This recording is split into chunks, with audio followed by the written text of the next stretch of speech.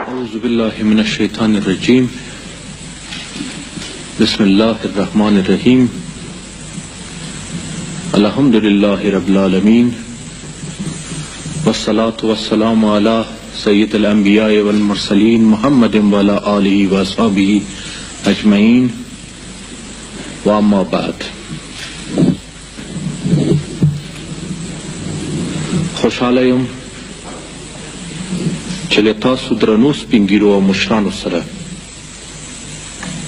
د کندهار په لرغوني او تاریخي ښار کې ګورم. تاسو عزیزانو ته د زړه له کومې سلامونه وړاندې کوم. سپین ږیرو او مشرانو عزیزانو، تاسې چې په دې ټاټوبي کې ژوند تېروئ، د احمدشاه بابا ټاټوبی دی. هغه لکه څنګه چې ما تاسو ته ویلې، هغه پادشاه و چې د اول ځل دپاره یې ملک طوایفي ته خاتمه ورکړله او زموږ جغرافیایي حدود یې وټاکل. زه یې تاسو نه پوښتنه کوم چې په 1345 کال کې د دوی فیصله د ثور نه وروسته کافران چې راغلل، هغه کافران چېرته وو؟ دوی د چا په تاریخ راغلل؟ دلته په افغانستان کې شخړه جوړه کړله.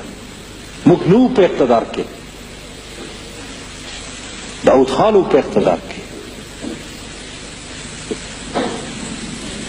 دوی تاریخ ولې سرچپه کوي؟ دوی د خلکو سترګو ته ولې خاورې ور اچوي او ولې حقیقت نه وایي؟ چې دا وایي چې کله دلته کافران راغلل او بیا وروسته شورویان راغلل، نو په اول صورت کې زموږ مقاومت او د شورویانو په مقابل کې بیا زموږ جهاد شروع شو. نو زه بیا دا پوښتنه کوم چې که دا خبرې د پاکستان د تاریخ په نتیجه کې نه وای او تر اوسه پورې دوی د هغه متحدین نه دي او هغه لفظنامې نه دي ورکړي، نو چې کله شورویان د دې څخه ووته، بیا د مسلمانانو په مقابل کې او د خپل ورور مسلمان په مقابل کې جهاد د چیش دپاره؟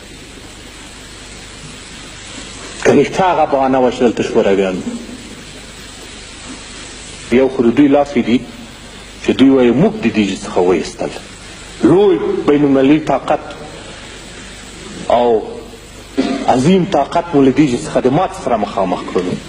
زه تاسو ته وایم باید تاسو په مخ کې ټول واقعیتونه وویل سي چې څوک دومره لوی طاقت که شکست ورکولی سي او د دې ملک نه یې وباسي، نو بیا نجیب ورته باید په 2 ساعتو کې تعامل ونه سي کړی.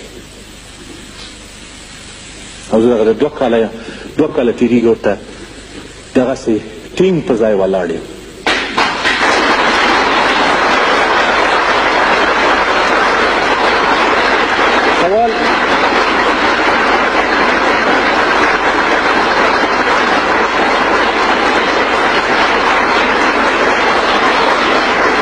سوال دلته دا دی چې بیا دوی درواغ وایي. دا دوی نه وو چې شورویان یې د دې څخه ویستلي دي، دا موږ وو چې د ژنیو توافقات مو امضا کړل او د هغه په نتیجه کې چې په 9 میاشتو کې باید د افغانستان څخه ووځي. او شکر فضل د خدای په دې خبره باندې د افغانستان ټول خلک او حتی جهانیان پوهېږي.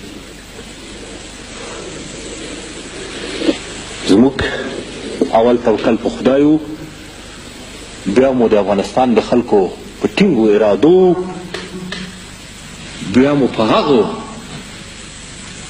پلرونو او نیکونو چې د هغوی د رګونو وینې زموږ په رګونو کې هم چلیږي او دا غیرتونه او ننګونه په موږ کې باید موجود وای او تاسې ولیدو چې موجود دي، په دې مو تکیه وکړله او د افغانستان د ځمکني بشپړتیا، ارضي تمامیت او د وطن د شرف او حیثیت او ملي نواميسو څخه مو دفاع وکړله. آیا تاسو مشران او سپین ږیري چې د میرویس نیکه او احمدشاه بابا بچان یاست، اجازه ورکوئ چې موږ ستاسو ښار د دې ولایت د دې لرغوني او تاریخي ولایت دروازې پردیو او بیګانګانو ته پرانیزو او پرېږدو چې هغه هر څه چې زړه وغواړي هغه دلته په کندهار کې سرته ورسوي. تاسو دا اجازه راکوئ؟ دنیا همه به افغانستان آمدند و مایل که ناسنجیده روی خانواده ها و روی قریه های بی‌بی‌ها می‌ریزند. تلفات بسیار زیادی داشتند. په خصوص چې دا ادعا بیا هغوی لري چې ګویا موږ روسان د دې څخه وایستل. نو چې روسان یې د دې څخه ویستلي بیا نو پنجابیان خو باید موږ ته رانولي که بیا تاسو اجازه ورکوئ چې وهابیان تاسو ته راسي دلته په دې هېواد کې کښېني. نو زه ورته وایم چې دلته ټول عالمان ناست دي. زه امیدوار یم چې د ما خبرې تصدیق کړي چې اسلام دوه شرطه لري. یو اقرار باللسان دی، بل تصدیق بالقلب. اقرار باللسان خو هره ورځ نجیب درته ولاړ دی وایي چې لا اله الا الله محمد رسول الله. تصدیق بالقلب د قلب ځای او د زړه ځای د پاک الله جل جلاله د توان خبره ده. هغه به دا فیصله کوي چې زما په زړه کې څه تېرېږي. تاسو ګورئ بیا یې ځانونه شدادان، فرعونان او نمرودان جوړ